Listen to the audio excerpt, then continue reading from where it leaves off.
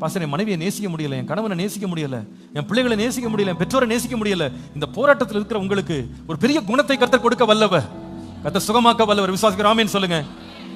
நான் விட்டு கொடுக்கறத விட்டு கொடுத்துறேன். இனிமேல் அந்த கோபம் எனக்குள்ள குடி கொள்ளக்கூடாது. இந்த ஆராதனையோடு பல ஆண்டுகள் மறைந்திருக்கிற கோபங்கள் இருந்து கர்த்தர் பூரண விடுதலையை கர்த்தர் தருவாராக. ஒரு நிமிடம் அப்படியே கண்களை மூடி வலது கரத்தை உயர்த்தி சொல்லுங்க, இயேசுவே என் இருதயத்தை நீங்க சுத்திகரிங்க. போதும்பா, இந்த நீண்டகால கோபங்கள், நீண்டகால எரிச்சல்கள் என்னுடைய உறவுகளை எவ்வளவு கசப்பாக்கிட்டு இருக்கு. என்னுடைய விடுதலையே கெடுக்குது ஆண்டவரே, என்னுடைய சமாதானத்தை கெடுக்குது, என்னுடைய சுகத்தை கெடுக்குது, என்னுடைய எண்ணங்களை பாழாக்குது. இந்த கோபம் வேண்டாம் ஆண்டவரே, இந்த எரிச்சலை விட்டு நெகிழ்ந்து விட கிருபை தாங்க. எனக்குள்ளது கூடியிருக்க வேண்டாம்ப்பா.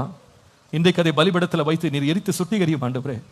யார் எனக்கு விரோதமாக என்ன செய்திருந்தாலும், என் வாழ்க்கையில் என்ன தீங்கு நடந்திருந்தாலும் அதை நான் விட்டு கொடுக்குறேன் ஆண்டவரே. நீங்க அதை பார்த்து கொள்ளும், என்னை நீங்க குணமாக்கும் ஆண்டவரே. அப்படியே கரங்களை வைத்து ஜெபம் ஆரம்பிப்போம். என்னோடு இன்றைக்கு பேசுங்க ஆண்டவரே. ஆண்டவரே, உமக்கு பிரியமானதை நான் செய்ய எனக்கு கற்றுத்தாரும்.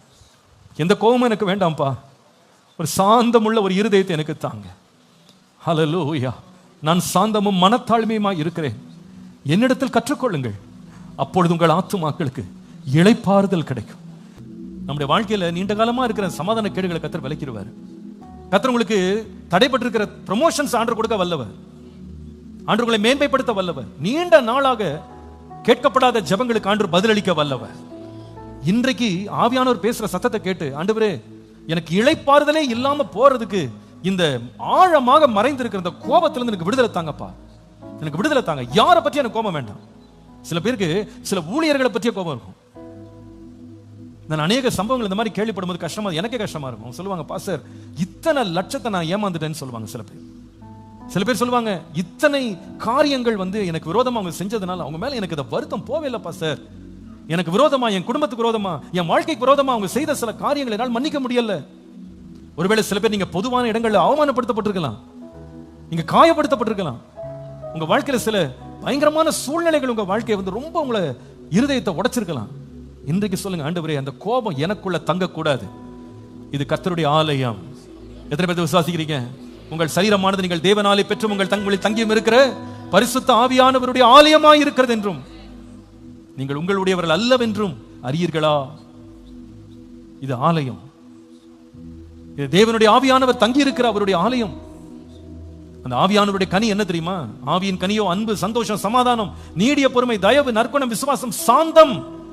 கோபம் அல்ல, சாந்தம், இச்சையடக்கம். அந்த சாந்தத்தை எனக்குள்ள தாங்க ஆண்டவரே. இந்த கோபத்தை எடுத்து போடுங்க, கோபத்தை எடுத்து போடுங்க. ஒருவேளை சில பேர் பல வருஷத்துக்கு முன்னாடி நடந்த ஒரு சம்பவத்தை இன்னும் கூட யோசிச்சுக்கிட்டு, அதை பற்றி வருத்தப்படுத்திக்கிட்டு, அதை பற்றியே யோசிச்சுக்கிட்டு அவங்க மேல இன்னும் நீங்க கோபத்துல அப்படியே நீங்க இருக்கலாம். ஒருவேளை நீங்க அவங்கள பார்த்து 20 வருஷம் இருக்கலாம், அவங்களோட பேசி 10 வருஷம் இருக்கலாம், அவங்கள சந்தித்து நீங்க பல வருஷங்களா இருக்கலாம். ஆனா உள்ள இருக்கு, உங்களுக்கு தெரியும், அவங்கள பற்றி ஒரு சின்ன எண்ணம் வந்தாலும், ஒரு செய்தி கேட்டாலும், அவங்களோட போட்டோவை பார்த்தாலும், அவங்களோட வீடியோவை பார்த்தா உள்ள அப்படியே ஒரு மாதிரி பண்ணுது. அர்த்தம் என்ன தெரியுமா? அது உள்ளதான் உட்காந்துருக்கு, உள்ளதான் உட்காந்துருக்கு. அதுல இருந்து வெளியே வாங்க. இன்னைக்கு அதை எடுத்துறேன் ஆண்டவரே, என் வாழ்க்கை விட்டு எடுத்துறேன். 100க்கு 100 எனக்கு விடுதலை நீங்க எனக்கு தாங்கப்பா. நான் நிச்சயமா சொல்றேன், நீங்க அந்த கோபத்தை ஆவியானவரே என்னை விட்டு எடுத்துட்டு எனக்கு சாந்தத்தை தாங்க அப்படின்னு ஆண்டவர் நீ ஒப்பு கொடுத்து பாருங்க. Your sleep will be better. உங்களுடைய தூக்கம் இன்பமாக இருக்கும். ஹல்லேலூயா. நான் படுத்துக்கொண்டு நித்திரை செய்வேன், எழுந்திருக்கிறேன், கர்த்தர் எனக்கு துணையாக நிற்கிறார், கர்த்தரோடு கூட இருக்கிறார். அந்த ஒரு உணர்வு உங்களுக்கு இருக்கும். ஒவ்வொரு படியும் உங்க வாழ்க்கையில நிம்மதியா இருக்குங்க. ஒரு இளைப்பாறுதலோட நீங்க வாழ்வீங்க. ஆண்டவரே எனக்கு விடுதலை தாரும். மறைந்திருக்கிற கோபம், சில பேர் நமக்கு விரோதமா நமக்கு இருக்கிற கோபங்கள், ஆண்டவரே இதிலிருந்து விடுதலை தாரும். ரெண்டாவது ஒரு கோபம் இருக்குங்க, அது காயினுடைய வாழ்க்கையில சொல்லி காட்டுறேன். ஆதியாகமம் 4:8 பாருங்க. காயின் தன் சகோதரனாகிய ஆபேலோட பேசினான். அவர்கள் வயல்வெளியில் இருக்கும் சமயத்தில் காயின் தன் சகோதரனாகிய ஆபேலுக்கு விரோதமாய் எழும்பி அவனை கொலை செய்தான். ரெண்டாவது எழுதுங்க, நான் எக்ஸ்பிளைன் பண்றேன். anger directed against one's family. ஒருவருடைய குடும்பத்திற்கு எதிராக வெளிப்படும் கோபம் அல்லது செலுத்தப்படும் கோபம், சொந்த குடும்பத்துக்கு விரோதமாக எழும்புற, அவங்களுக்கு விரோதமாக நம்ம செயல்படுத்துகிற கோபங்கள். காயினுடைய வாழ்க்கையில் இதை பார்க்க முடியும். இது ரொம்ப ஆபத்தானது. அவனுடைய கோபத்தை நீங்க நல்லா உற்று பார்த்தீங்கன்னா அது அவசியமற்றது, கொஞ்சம் கூட நியாயமே இல்லாத ஒரு கோபம் இது. திரும்ப சொல்றேன், his anger was dangerous, it was unwanted, it was unreasonable. ஆபத்தான கோபம், அவசியம் இல்லாத கோபம், அறிவில்லாத கோபம், நியாயமே கிடையாது இந்த கோபத்துக்கு. கொஞ்சம் யோசித்து பாருங்க, 2 பேர் பலி செலுத்த வர்றாங்க. காயினும் பலி செலுத்தினா, ஆபேலும் பலி செலுத்தினா. காயின் செலுத்தின பலியை கர்த்தர் நிராகரிச்சிட்டாரு, ஆபேல் செலுத்தின பலியை கர்த்தர் அங்கீகரிச்சிட்டாரு. உண்மையா அவனுக்கு ஏதாவது கேட்கணும், கேள்வி கேட்கணும், ஆண்டவர்கிட்ட போய் கேட்டிருக்கலாம். ஆனா தான் பாட்டுக்கு வந்து பலி செலுத்திட்டு போன ஆபேலை போய் இவன் கொலை செய்வதற்கு அவசியமே இல்லை. அது நியாயமே கிடையாது. அவன் நல்லது செஞ்சிருக்கான், இவன் தீங்கு செஞ்சான். அவன் தேவனுக்கு பிரியமானதை கொடுத்தான், இவன் பிரியமில்லாததை கொடுத்தான். தேவன் இவன் அங்கீகரிக்காததுக்கு தன்னுடைய சகோதரனை போய் அவன் வேதனைப்படுத்துறான் பாருங்க.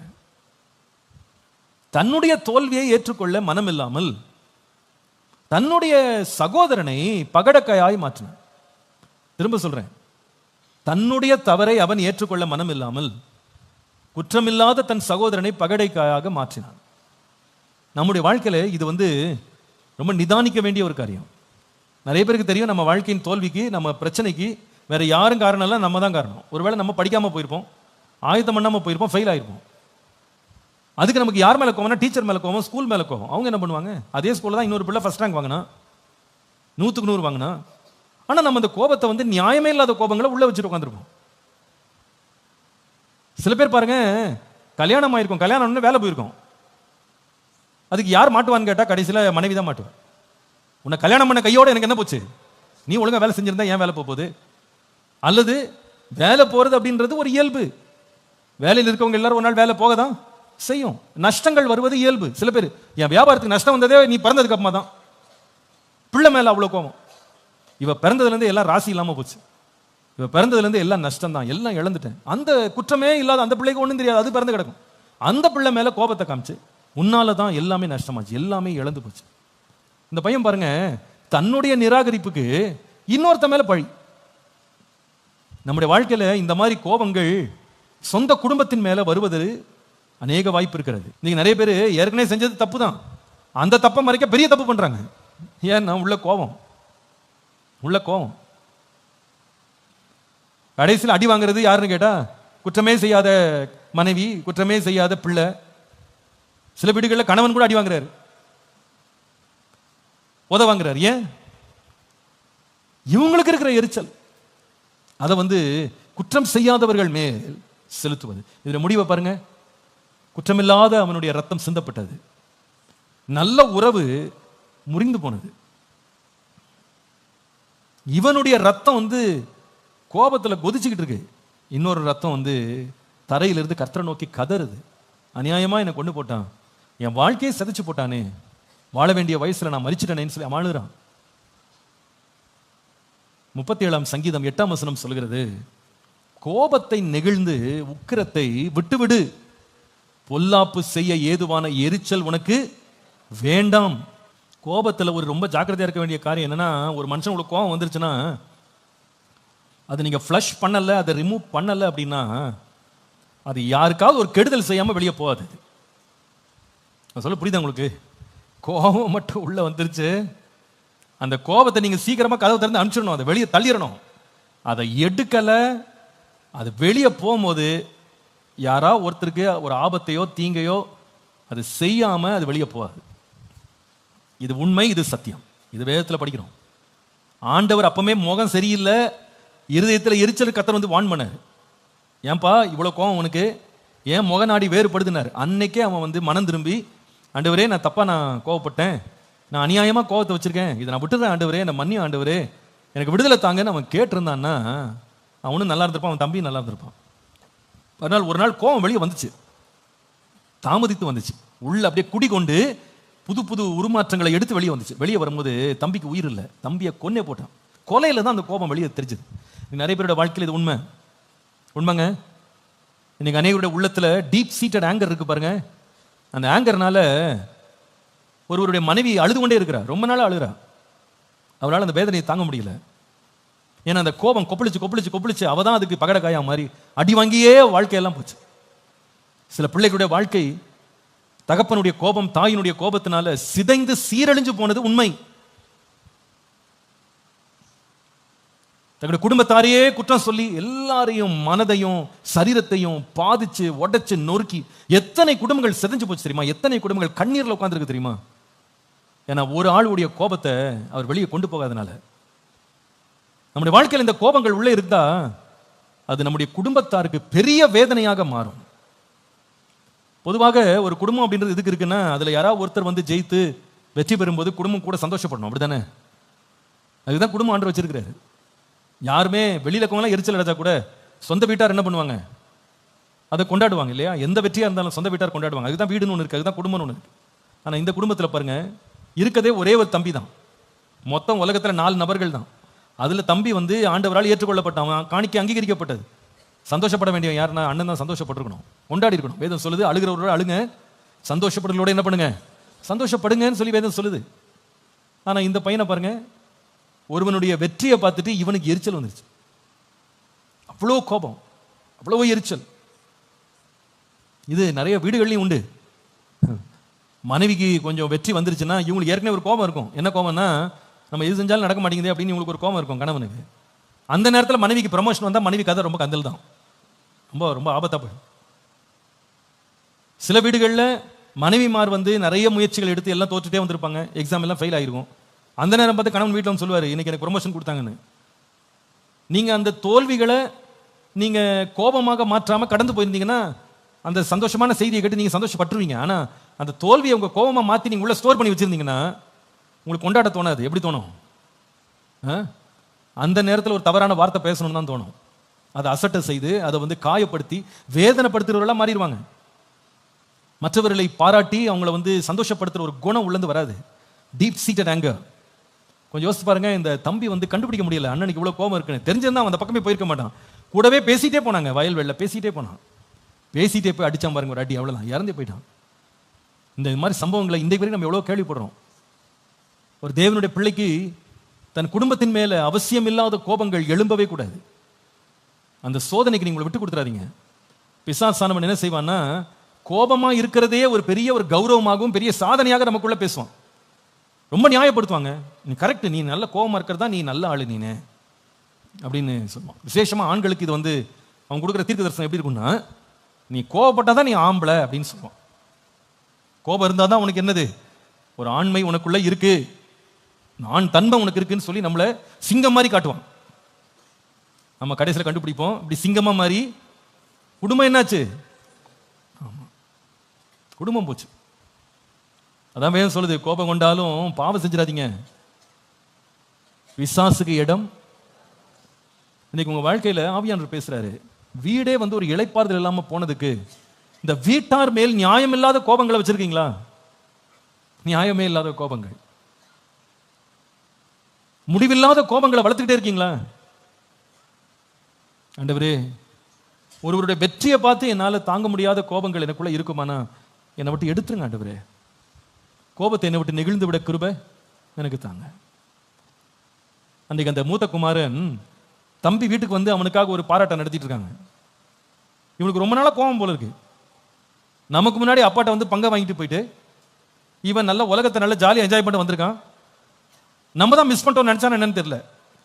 பையன் வீட்டுக்கு வரும்போது அப்பா உதைப்பாரு அடிப்பாருன்னு நினைச்சிருந்தான். அவள்கிட்ட வெளியே துரத்தி விடுவார்னு நினைச்சான். பார்த்தா அங்கே உள்ள அப்பா வந்து என்ன பண்றாரு, அவனை ஏற்றுக்கொண்டு பண்டிகை கொண்டாடுறாரு. அவ்வளோதான்.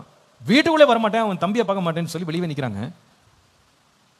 அப்போ அவனுடைய எதிர்பார்ப்பு என்ன தெரியுமா, இப்படிப்பட்டதை செய்கிறவனுக்கு இறக்கமே காட்டக்கூடாது, அவன் நல்லா நாசமாகணும், அவன் அழியணும், அப்போதான் இவங்களுக்கு சந்தோஷம். இன்னைக்கு நிறைய பேருக்கு அப்படிதான். குடும்பத்தில் கூட அவங்க வாழ்க்கையில் வந்து யாராவது ஒருத்தர் தீங்கு செஞ்சிருப்பாங்க, அல்லது தங்களை விட மேலே போயிருப்பாங்க, அந்த கோபத்தை உள்ள வச்சிருப்பாங்க. என்ன சாட்சிக்காக வெயிட் பண்ணுவாங்க அப்படின்னா, அவங்க தோத்துட்டாங்க, அவங்க அவமானப்பட்டாங்க, அவங்க நஷ்டமாயிட்டாங்க, அது கேட்டாதான் இவங்களுக்கு சந்தோஷம். அதே நேரத்தில் இவங்க யார் மேலே எரிச்சல் இருக்காங்களோ, அவங்க என்ன புதுசாக ஒரு வீடு கட்டிட்டாங்க, பக்கத்தில் லேண்ட் வாங்கிட்டாங்க, அவங்க பிள்ளைக்கு குழந்தை பிறந்துருச்சுன்னா இவங்களுக்கு எரிச்சல் ஆயிடும். இவ்வளோ சீக்கிரமா, இவ்வளோ பெரிய வீடா, கடனில் வாங்கினாங்களா காசு கொடுத்து வாங்கினாங்களா, அவங்க கூட்டிருப்பாங்க வாங்க டெடிகேஷன் வாங்கன்னு, போவாங்கன்னு நினைக்கிறீங்க? போக மாட்டாங்க. ஏன்னா இவங்க எதை எதிர்பார்த்துட்டு உட்காந்துருக்காங்கன்னா, ஏதாவது ஒரு கெட்ட செய்தி வராதா, வந்தாதான் இவங்களுக்கு புண்ணு ஆறும். நல்ல செய்தி வந்துருச்சுன்னா முகமே மாறிடும். அவங்க எவ்வளோ கூடுவாங்க, அவங்களுக்கு ஒன்றும் தெரியாது, இது நடக்கிறது தெரியாது, நீங்க சிரிச்சிட்டு இருந்தது நீங்க பேசிட்டு இருந்ததை பார்த்தாங்க. அவங்க வாங்கன்னு கூப்பிட்டா கூட போக மாட்டாங்க. ஏன் போக மாட்டாங்கன்னா, உள்ள அவ்வளோ கோபம். போக வேண்டிய நேரத்தில் உடனே நம்ம பிளானை மாற்றி எங்கே போகிறதுன்னா வேறு ஏதாவது ஊருக்கு போகிறது. நான் அவங்கள பார்க்க போகிறேன், இவங்கள பார்க்க போகிறேன், நான் பிஸியாக இருக்கேன், லீவ் கிடைக்கல, என்னென்ன நோட்டீஸ் ஆக்குங்க எல்லாத்தையும் சொல்லிவிட்டு எனக்கு கிடைக்காது அவளுக்கு கிடைச்சிச்சு, எனக்கு கிடைக்காத உயர்வு அவளுக்கு கிடைச்சிருச்சு. ஏங்க சொந்த குடும்பங்க, சொந்த தம்பி தானே, அவன் ஜெயிச்சா என்ன கூட கொண்டாடுவோம் நினைக்கல பாருங்க. அவன் ஜெயிச்சான், நான் தோத்துட்டேன், அவனை ஏற்றுக்கொண்டார், என்ன நிராகரிச்சிட்டாரு, அதனால நான் என்ன பண்ண மாட்டேன், அந்த கொண்டாட்டத்தில் வரமாட்டேன். கோபம், முடிவு என்ன, கொலை. இன்னைக்கு ஆவியானவர் நம்மோடு பேசுறாரு. இன்னைக்கு நம்முடைய வாழ்க்கைகளில் இளைப்பாறுதல் வேண்டுமா, கோபத்தை விட்டு நெகிழ்ந்திருப்பா, சாந்த குணம் உள்ளவனாயிரு. அப்படியே நம்ம இருதயத்து மேல கை வச்சு ஒரு வார்த்தை சொல்லுங்க, ஆண்டவரே என் இருதயத்தை சாந்தத்தினால் நிரப்புங்கன்னு கேளுங்க. எல்லாரும் கேளுங்க, என் இருதயத்தை ஒரு சாந்தமுள்ள ஆவியினால நிரப்புங்க. என் குடும்பத்தார் யார் மேலே எனக்கு கோபம் வராதபடி, எரிச்சல் உண்டாகாதபடி என்னை தயவு செய்து காத்துக்கொள்ளுங்க, என்னை தயவு செய்து காத்துக்கொள்ளுங்க. எல்லாரும் ஜெபம் பண்ணுங்க, ஆண்டவரே என் இருதயத்தில் ஒரு சாந்தத்தின் ஆவியை தாங்க, ஒரு சாந்தமுள்ள ஆவியை தாங்க. கோபத்தை எடுத்து போடுங்க ஆண்டவரே, வைராக்கியத்தை எடுத்து போடுங்க ஆண்டவரே, எரிச்சலை எடுத்து போடுங்க ஆண்டவரே. என் இருதயம் அன்பினால் நிரம்பட்டும். ஹல்லேலூயா. கடைசி ஒரு கோபம் இருக்கு. ஆதியாகமம் 4:9, கர்த்தர் காயினை நோக்கி உன் சகோதரனாகிய ஆபேல் எங்கே என்றார். அதற்கு அவன், நான் அறியேன், என் சகோதரருக்கு நான் காவலாளி. மூணாவது கோபம் ஒன்று இருக்கு, என்ன தெரியுமா, ஆங்கர் டைரக்டட் டு காட். தேவனுக்கு எதிராக எழும்பும் கோபம், தேவனுக்கு எதிராக. இப்ப கேள்வி கேட்கறது யாருன்னா, அண்ணனோ இல்லை, தம்பி இல்லை, அப்பா அம்மா இல்லை, கர்த்தர் கேட்கிறாரு, எங்கப்பா உன் சகோதரனாகிய ஆபேல் எங்க. பதில் எப்படி வருது பாருங்க, நான் அறியேன், என் சகோதரனுக்கு நான் காவலாளியா. அப்படின்னு அர்த்தம் என்னன்னா, இந்த வார்த்தைலாம் எப்படி வெளியே வந்துச்சுன்னா, கோபத்தில் வெளியே வந்த வார்த்தை. யார் மேலே இப்போ கோவம்னா, அங்கீகரிக்காம போன கர்த்தர் மேலே கோபம். இப்படி ஒரு கோபம் இருக்கு அப்படின்றத நாம மறுக்கவே முடியாது. இன்னைக்கு நிறைய பேருக்கு தங்க மேலே கோவம், ரெண்டாவது குடும்பத்து மேலே கோவம், மூணாவது ஆண்டவர் மேலே கோவம் கூட இருக்கு சில பேருக்கு. ஆனால் வாயில ஸ்தோத்திரமே தான், மறவாமல் செலுத்துகிறேன் பாட்டெலாம் சேர்ந்த உடனே கரெக்டாக பாடிடுவாங்க. ஆனால் தேவன் மேலேயே கொஞ்சம் கோவம் எல்லாம் இருக்கு. கர்த்தர் ஏன் எனக்கு வெளிப்படுத்தலை, கர்த்தர் ஏன் என் ஜெபத்தை கேட்கல, நான் விரும்பினதை கர்த்தர் ஏன் கொடுக்கல, என் வாழ்க்கையில் இவ்வளோ பிரச்சனை ஆண்டவர் ஏன் கொடுத்தாரு, ஏன், நிறைய கேள்விகளுக்கு பதில் கிடையாது. அதனால நிறைய பேர் இன்னைக்கு ஆண்டவர் மேலே கோவம். இனிமே இந்த ஆண்டவர்கிட்ட நான் ஜெபம் பண்ண மாட்டேன், இன்னைக்கு வேதம் வாசிக்க மாட்டேன், இனிமே நான் சர்ச்சுக்கு வர மாட்டேன், இன்னைக்கு நான் காணிக்க போட மாட்டேன், இனிமே நான் ஊழியம் செய்ய மாட்டேன், இனிமே நான் ஒரு கிறிஸ்தவன் எங்கேயும் சொல்ல மாட்டேன். இந்த உள்ள இருக்க கோபங்கள் இருக்கு பாருங்க, தேவனுக்கு விரோதமாகவே எழும்பிடும். ஆவியானவர் நம்மோடு இன்றைக்கு பேசுறாரு. இந்த எரிச்சல்ல இருதயம் நிறைஞ்சிருக்கா, கர்த்தர் சில கோபத்தை விட்டுருப்பா, தீமையை கொண்டு வருகிற எரிச்சலுக்கு உன்னை விட்டு விடாத, கோபத்தை விட்டு நெகிழ்ந்துரு. நன்மை செய்தால் மேன்மையிலையோ. எனக்கு இன்னைக்கு ஒரு வார்த்தையோட தான் முடிக்கணும்னு ஆண்டவர் என்னோடு இடைப்பட்டார். லூக்கா 15:28 அந்த மூத்த குமாரன், வேதம் சொல்லுகிறது, அவன் கோபம் அடைந்து வீட்டுக்குள்ளே போக மனதில்லாது இருந்தான். வீட்டுக்குள்ளே போக, அதுக்கு அடுத்த வரி என்னை ரொம்ப இன்றைக்கு சந்தித்தது. தகப்பனோ வெளியே வந்து அவனை வருந்தி அழைத்தான். எல்லாரும் சொல்லுங்க, எப்படி அழைத்தார்? இன்னைக்கு செய்தியினுடைய முடிவு இதுதான். ஒருவேளை இன்னைக்கு கோபம் உங்க மேல இருக்கலாம், கோபம் குடும்பத்தின் மேல இருக்கலாம், ஏன் கோபம் தேவன் மேலே கூட இருக்கலாம். அந்த பையனு கூட அப்பா மேலே கோபம் வந்துச்சு. ஊரெல்லாம் சுற்றிட்டு எல்லாத்தையும் நாசமாக்கிட்டு வந்த ஒரு பையனுக்கு நீங்க வந்து கொளுத்த கன்றை கொடுத்துருக்கீங்க. உங்களோடய உட்காந்துருந்தேன், நான் உம்மோட இருந்தேன், எனக்கு ஒரு ஆட்டுக்குட்டி கூட கொடுக்கல, என் நண்பர்களோடு நான் சாப்பிட்றதுக்கு ஒரு ஆட்டுக்குட்டி கொடுக்கல. அப்பா மேலேயே சரியான கோவம்.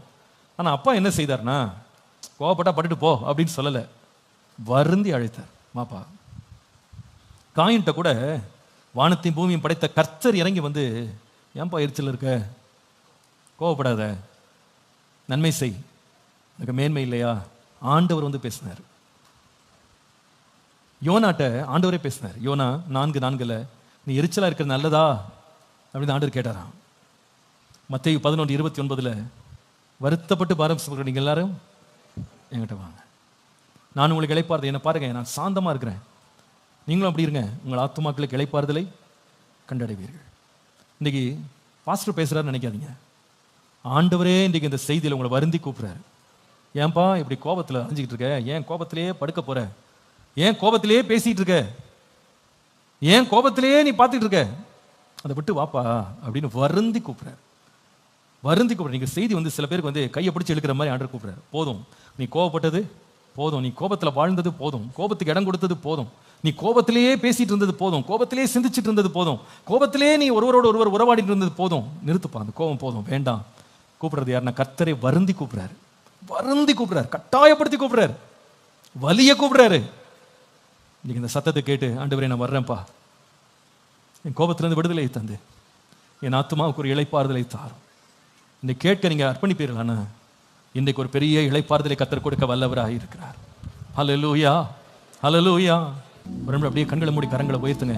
ஆவியானவர் இந்த நேரத்தில் யாரிடத்துல ஆகிலும், எதை குறித்து ஆகிலும், என் தேவனை குறித்து கூட ஏதாவது ஒரு கோபத்தை உள்ள வச்சிருக்கிறாங்க அப்படின்னு ஆவியானவர் உணர்த்துவாரானா, இன்றையோடு அதை நீங்க வேரோட எடுத்துருங்க. ஆண்டவரே, இந்த ஆலயத்தோடு நான் வெளியே போகும்போது என் இருதயம் சுத்திகரிக்கப்பட்டதா இருக்கட்டும்.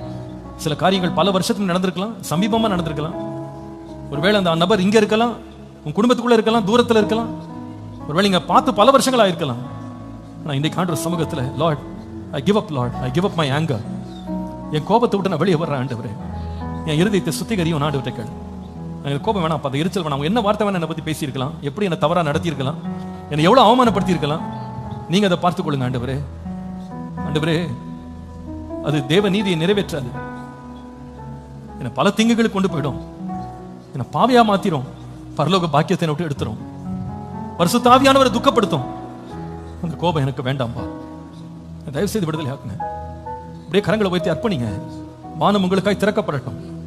கர்த்தருடைய ஆவியானவர் உங்க வாழ்க்கையில் ஒரு பெரிய கிரியை நடத்தட்டும். பல நாட்களாக தடைப்பட்டு கிடந்த காரியங்கள் எல்லாம் கர்த்தர் இன்றைக்கு உங்களுக்காக ஒரு அற்புதமாக இன்றைக்கு ஆண்டவர் வெளிப்பட்டு தம்முடைய மகிமை உங்க வாழ்க்கையில காண்பிப்பாராக. இந்த நாளை எதிர்பார்த்திருந்த சுகத்தை கர்த்தர் தருவாராக. இந்த நேரத்தில் ஜெபிக்கும் போதே கர்ப்பங்கள் திறக்கப்படட்டும். இந்த வேளையில் உங்க பொருளாதார வாழ்க்கையில கர்த்தர் ஒரு பெரிய அதிசயத்தை காண பண்ணட்டும்.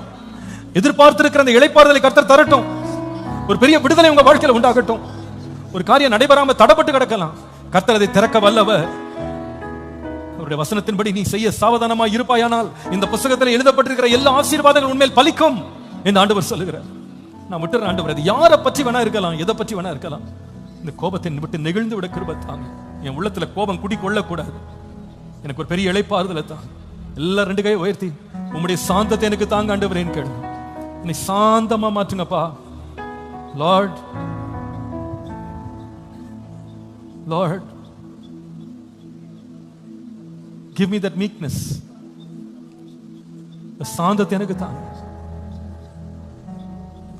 எனக்கு சாந்தத்தை தாங்க. நான் ரொம்ப அவசரப்படுறேன் ஆண்டவரே, உடனே உடனே நான் பேசிடுறேன், உடனே உடனே நான் அதை ரியாக்ட் பண்றேன். எனக்கு சாந்தத்தை தாங்கப்பா. என் இருதயத்தை அமர பண்ணுங்க ஆண்டவரே, என் இருதயத்தை அமர பண்ணுங்கப்பா. பாவத்திற்கு ஏதுவான எரிச்சல் எனக்கு வேண்டாம் ஆண்டவரே. Deliver me Lord. எங்க குடும்பத்தை டெலிவர் பண்ணுங்க ஆண்டவரே. எங்க உறவுகளை திரும்ப கட்டி எழுப்புங்க ஆண்டவரே. எங்களுடைய திரளான பாவங்களை நீர் மன்னித்தது போல எங்கள் கடனாளிகளுக்கு மன்னிக்க எங்களுக்கு கிருபை தாங்க, கிருபை தாங்க.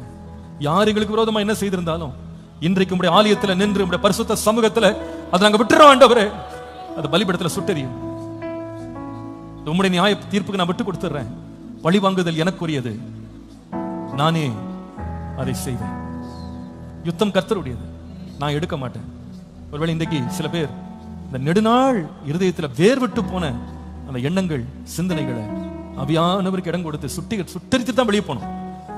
ஆராதனை முடிக்கிறோம், ஆனா ஆவியானவர்களோட பேசினா உட்காந்து கொஞ்ச நேரம் நல்லா ஜோம் பண்ணி அவசரமா ஓடாம சில காரியங்கள்ல பாஸ்டர் நான் ஆண்டவர்கிட்ட இந்த காரியத்தெல்லாம் வாயை திறந்து அறிக்கை பண்ணணும், நான் ஜெபிச்சுட்டு தான் போகணும்னு ஆவியை நடத்துவார். நான் உட்காந்து நல்லா ஜோம் பண்ணிட்டு இருதயத்தை சுத்திகரிச்சுட்டு போங்க. கர்த்தர் பெரிய காரியங்களை நம்மத்திலே செய்து ஒரு பெரிய இளைப்பாறுதல் என்ற எல்லைகளை கர்த்தர் கட்டளையிடுவார். அல்லேலூயா. நல்ல பிதாவே, எங்களுக்குள்ள நீங்க நடப்பிக்கிற ஆழமான கிரியைக்கா நன்றி. எங்களை எவ்வளவு நேசிக்கிறீங்க ஆண்டவரே. நாங்க உமக்குள்ள வளரணும் நீங்க எவ்வளவு விரும்புறீங்க. நீங்க இன்னைக்கு வருந்தி கூப்பிடுறீங்க. உங்களுடைய சத்தத்தை கேட்டு உங்களுடைய சித்தத்துக்கு நேராக எங்களை அர்ப்பணிக்க எங்களை நாங்கள் உங்களுடைய சமூகத்தில் படைக்கிறோம். ஆவியானுடைய சத்தம் எங்களுடைய இருதயத்தில் ஆழமா துணிக்கட்டும். தொடர்ந்து எங்களோட பேசுங்க, தொடர்ந்து இடைப்படுங்க, ஆளுகை செய்யுங்க, வழி நடத்துங்க ஆண்டவரே. எங்கள் கோபங்களை விட்டு நெகிழ்ந்து கர்த்தருக்கு பிரியமா வாழ நன்மை செய்ய கிருபை தாங்க. எங்களை ஆற்றி தேற்றி ஆறுதல் படுத்தி தைரியப்படுத்தி அமைதிப்படுத்தி அனுப்புங்க. இயேசுவின் நாமத்தில் பிதாவே.